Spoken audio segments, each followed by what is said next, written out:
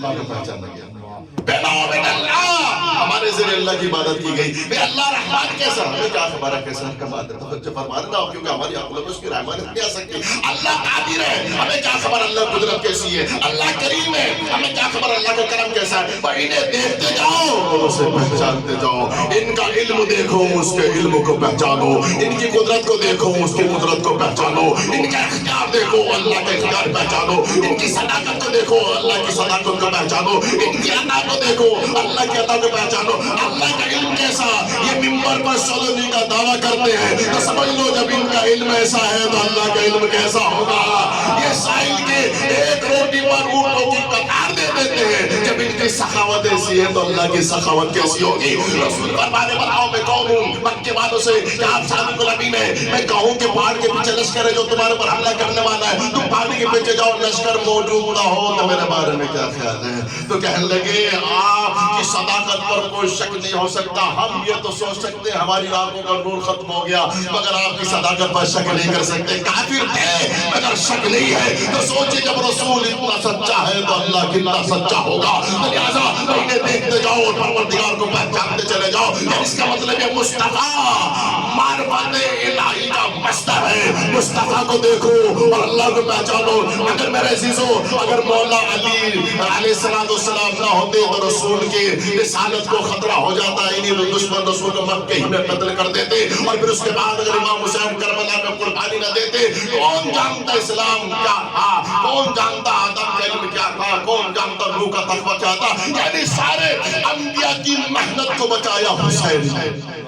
سارے انبیاء کی محنتوں کو بچایا کس نے, امام حسین نے. اگر امام حسین قربانی نہ دیتے اسلام ختم ہوتا, اسلام ختم ہوتا, قرآن ختم ہوتا, قرآن ختم ہوتا. کسے پتہ چلتا نماز کا حکم کیا ہے, روزے کا حکم کیا ہے, کون جانتا انبیاء کے بارے میں. امام حسین نے قربانی دے کر آدم کا علم بچایا, نوح کا تقویٰ بچایا, ابراہیم کی خلت کو بچایا, موسیٰ کی حمد کو بچایا, اپنے نانا کے دین کو بچایا. یعنی امام حسین علیہ السلام نے عاشور کے دن 1,24,000 انبیاء کی محنتوں کو بچایا. لیکن خدا کی قسم اگر جناب زینب نہ ہوتی تو امام حسین کی قربانی کربلا کے جنگل میں محدود ہو کے رہ جاتی. بی بی زینب نے جگہ جگہ پر, مقامات پر اور اپنے خطبوں کے ذریعے امام حسین کو پہچانوایا. یہاں تک کہ جب رہائی مل گئی تو بی بی نے یہی کہا کہ ہم ابھی جو ہے اپنے وارثوں کا ماتم نہ کر سکے. یزید کے گھر فرش عذاب میں آ کر حسین کو پہچانوایا. یعنی کہ جناب زینب نہ ہوتی, حسین نہ پہچانے جاتے, حسین نہ ہوتے, رسول نہ پہچانے جاتے, رسول نہ ہوتے, اللہ نہ پہچانا جاتا.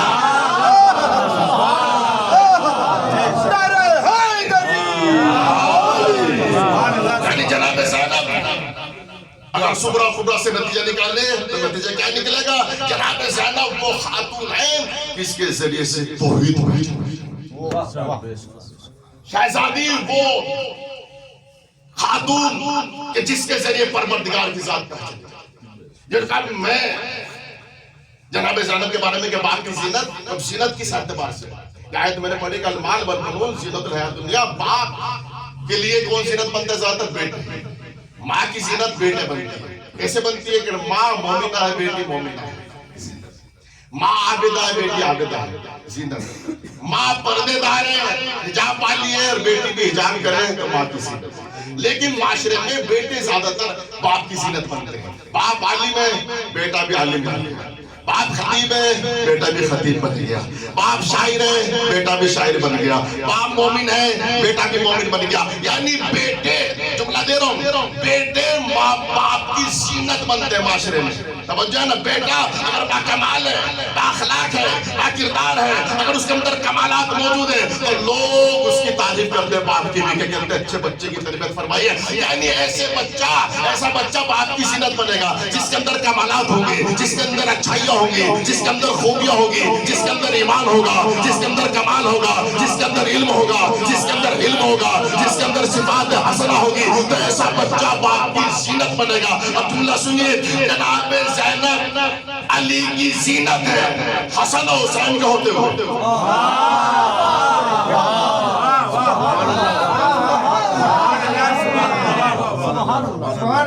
کیا کہتے ہیں, زینب باپ کی زینت ہے, حسن و حسین.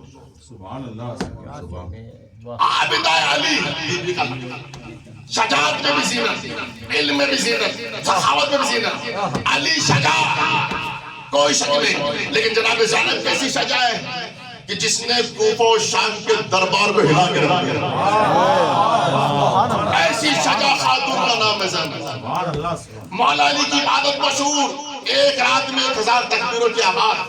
علی کی ضرب الثقلین کی عبادت سے افضل، علی کا ذکر عبادت، علی سے محبت کرنا عبادت، علی کے چہرے کی طرف دیکھنا عبادت، یعنی علی مجسمہ عبادت کا نام ہے.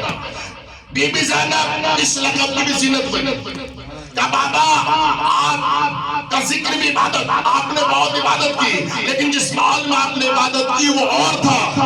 کربلا میں خیمے کی جلی ہوئی خاک پر نماز شب پڑھنا یہ اور بات ہے.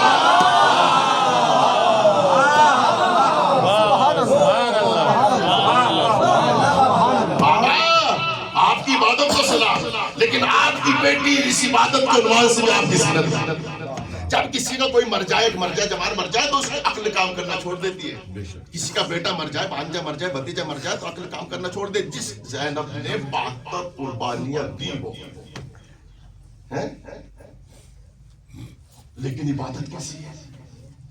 یعنی اگر آپ انسان ہو تو اس کی عقل کام کرنا چھوڑ دیتی ہے. شاید اسی وجہ سے بی بی کا لقب ہے عقیلہ بنی ہاشم. سبحان اللہ سبحان اللہ. عقیلہ بنی ہاشم میں اس کی کیا وضاحت کر سکتا ہوں.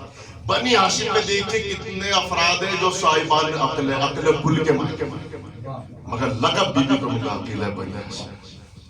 عقیل صفت مشبہ، عاقل عقیل صفت مشبہ یعنی جو دوام پہ دلالت کرے. اور بہت سے علماء کہتے ہیں یہ عقیلہ میں جو تے ہے نا یہ تانیث نہیں ہے، یہ مبالغ ہے.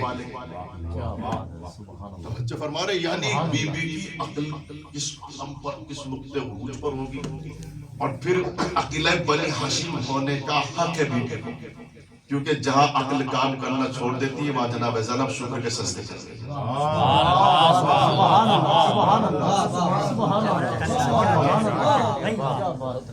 عوام کی عقلیں کام کرنا چھوڑ دیتی ہے وہاں جناب زینب شکر کے سجدے. امام حسین علیہ السلام نے ہر شہید کے جنازے پر کہا ربنا تقبل منا. امام حسین کے جنازے پر کس نے کہا ربنا تقبل منا؟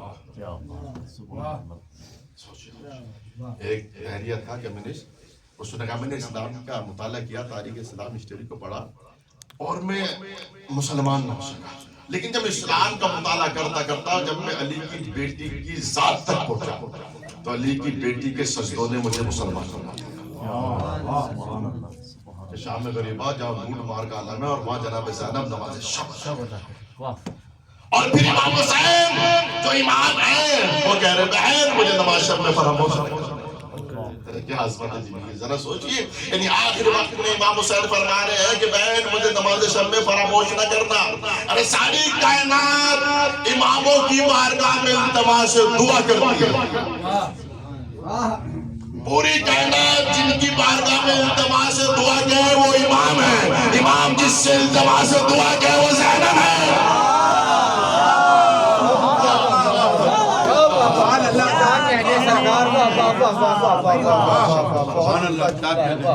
کوئی تاریخ نہیں ملتی کہ جس نے لکھا ہو کہ جناب زینب کی کربلا کے بعد بھی تاریخ کوئی نہیں پتا نماز شب تک کا ظاہر. ابھی اکبر بھائی نے جو شعر پڑھا اسی سے ملتا جلتا شعر میرے ذہن میں آیا جو میں نے ایک عصا خانہ دروازے میں لکھا تھا. مانا کہ صبر و ضبط کی منزل ہے کربلا، مانا کہ صبر و ضبط کی منزل ہے کربلا، زینب تو کربلا سے بھی آگے نکل گئی. زینب تو بی بی عام خاتون نہیں ہے. سید سجاد جس بیوی سے مشورہ کرے وہ امام کائنات کا مشکل کشا. امام کون ہوتا ہے؟ کائنات کا مشکل کشا. اور جو امام کو بھی شام غریبہ میں جلتے ہوئے خیمے سے نکال کر اپنے دوش مبارک پر بچا کر لے کر آ جائے وہ زینب.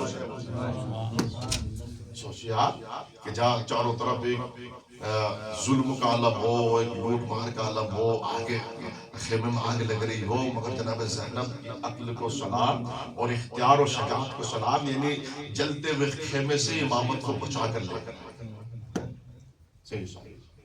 اور جب مثلا جناب زینب سلام اللہ علیہا دربار ابن زیاد میں پہنچی تو اس ملون نے ایک جملہ کہا، کیف رأیت سن اللہ بخیر، کہ تم نے کیا دیکھا اپنے بھائی کے سلسلے میں، کہ اللہ نے تمہارے بھائی کے ساتھ کیا کیا؟ اس نے طنز میں کہا کہ اللہ نے تمہارے بھائی کے ساتھ کیا کیا؟ تو جب اس ملوم نے طنز میں جملہ کہا تو خطیب نہج بلاغہ کی شجاع بیٹی نے فوراً جواب میں کہا ما رأیت الا جمیلا۔ ہم نے تو اچھا کے علاوہ کچھ دیکھا ہی نہیں۔ آپ سوچی کیا یہ جملہ معمولی جملہ ہے، دشمن کا دربار ہے، دشمن طنز میں کہہ رہا ہے، تلوار اس کے پاس، نیزہ اس کے پاس، حکومت اس کی، اور جناب زینب بڑے اطمینان کے ساتھ فرما رہی ما رأیت الا جمیلا، ہم نے تو جمیل کے نام کچھ دیکھا ہی نہیں۔ یعنی اس کا مطلب ہے جناب زینب سلام اللہ علیہ کی نکاح میں شہادت مصیبت نہیں تھی، حسن تھا۔ شہادت مصیبت نہیں تھی، جمیل بھی دل پیش کیا، ما رأیت الا جمیلا، ہم نے تو جمیل کے نام کچھ دیکھا۔ اور پھر جناب زینب سلام اللہ علیہ کوفے سے ہوتے ہوئے شام پہنچی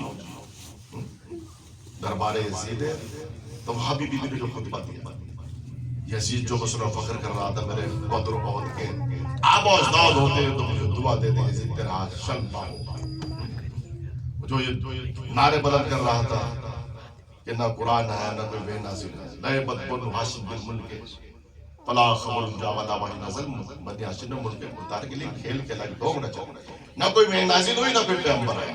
یعنی اب سوچئے یعنی ساری حکومتیں اور مملکت اسلامیہ کا بادشاہ بنا ہوا یزید، اور کہہ رہا ہے کہ کوئی وحی نازل نہیں ہوئی، کوئی قرآن نہیں آیا، کوئی فرشتہ نہیں آیا۔ تو جس نے مبلغ اسلام بانی اسلام کی آغوش میں تربیت پائی ہو وہ کیسے خاموش رہ سکتی تھی؟ توجہ فرمائیں۔